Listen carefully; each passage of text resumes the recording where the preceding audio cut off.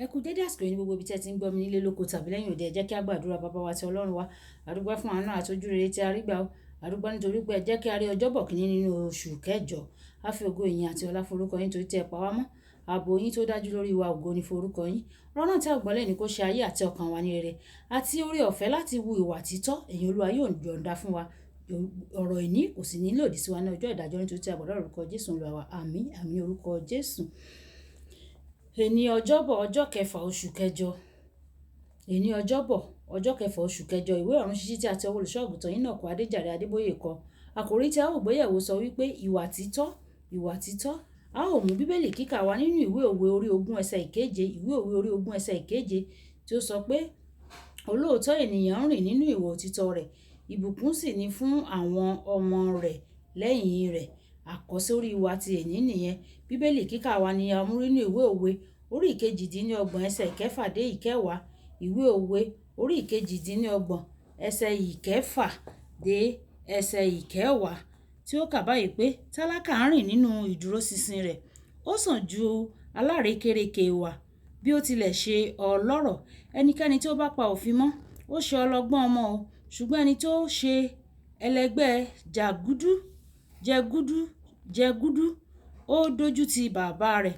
Ẹni tí ó fi ẹ̀lẹ̀ àti èrè àìṣòótọ́ sọ ọ̀rọ̀ rẹ̀ di púpọ̀, ó ń kó jọ fún ẹni tí yóò ṣàánú fún àwọn tálákà.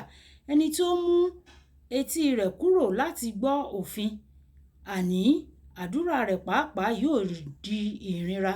Ẹnikẹ́ni tí ó mú olódodo ṣìnà sí ọ̀nà búburú, òun tìkálára rẹ̀ yóò bọ́ sínú ihò, ṣùgbọ́n adúróṣinṣin yóò jogún ohun rere. Kí Olúwa kí ó bùkún kíkà àti gbígbọ́ ọ̀rọ̀ rẹ̀ wáyé. Ẹ jẹ́ kí a tẹ́tí bẹ̀rẹ̀ jẹ́ láti gbọ́ ohun tí olùṣọ́-àgùntàn Enoch Adeboye ní fún wa ní èní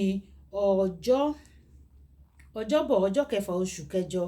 Ní kúkúrú, ìwà títọ́ ni jíjẹ́ olóòótọ́ sí ọ̀rọ̀ ẹni. Ìyẹn ni pé ohun tí o sọ, o ṣe déédéé pẹ̀lú ohun tí o ṣe. Gbogbo ẹni tí ó ń pe ara rẹ̀ ní Kìrìsìtẹ́nì gbọ́dọ̀ jẹ́ ẹni tí ó ní ìwà títọ́. Jésù Kristi Olúwa wa wípé, ṣùgbọ́n jẹ́ kí ọ̀rọ̀ yín jẹ́ bẹ́ẹ̀ ni bẹ́ẹ̀ ni, bẹ́ẹ̀ kọ́ yín kó sì jẹ́ bẹ́ẹ̀ kọ́, nítorí pé ohunkóhun tí ó bá jù wọ̀nyí lọ nípa ibi ni ó ti wá. Ìwé Mátì orí 5 ẹsẹ̀ ìkẹtàdínlógójì. Nígbà tí o bá ṣèlérí láti ṣe ohun kan, ìyẹn gan ni o gbọ́dọ̀ ṣe o.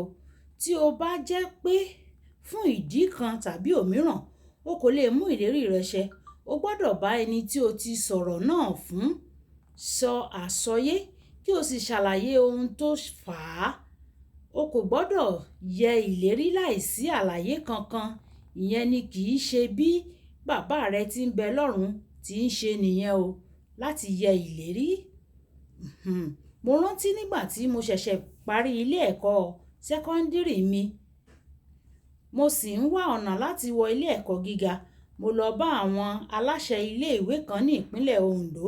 Wọ́n sì gbà láti rán mi ní ilé ẹ̀kọ́ gíga, àmọ́ mo ní láti lọ kọ́ ẹ̀kọ́ nípa ìmọ̀ ìṣirò kí n sì sìn wọ́n fún ọdún 5 lẹ́yìn tí mo bá gba ìwé ẹ̀rí mi.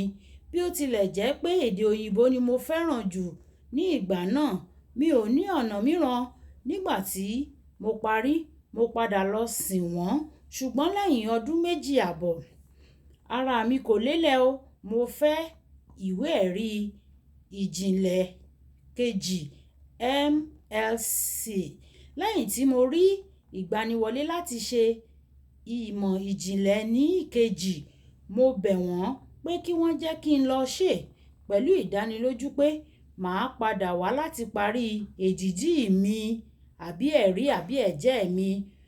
Wọn kò gbà mí gbọ́ o, ṣùgbọ́n lẹ́yìn tí mo gba oyè ìmọ̀ ìjìnlẹ̀ kejì náà, mo tún padà wá sí ilé ìwé náà láti tẹ̀síwájú láti máa sìn wọ́n. Ní ìgbà náà, ẹ̀wẹ̀, mo ti di ìsọlẹ́nu fún wọn nítorí tí mo ní ìwé ẹ̀rí tí ó ga ju ti ọ̀gá àgbà pátápátá ní ilé ìwé mi lọ.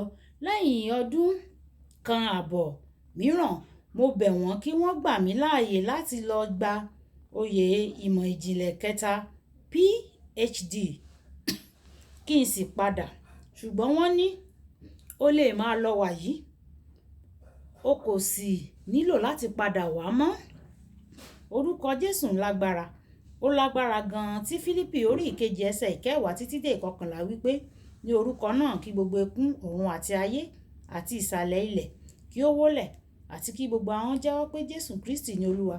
Bí orúkọ náà ti lágbára tó, Bíbélì wípé ó gbé ọ̀rọ̀ rẹ̀ ga ju orúkọ rẹ̀ lọ.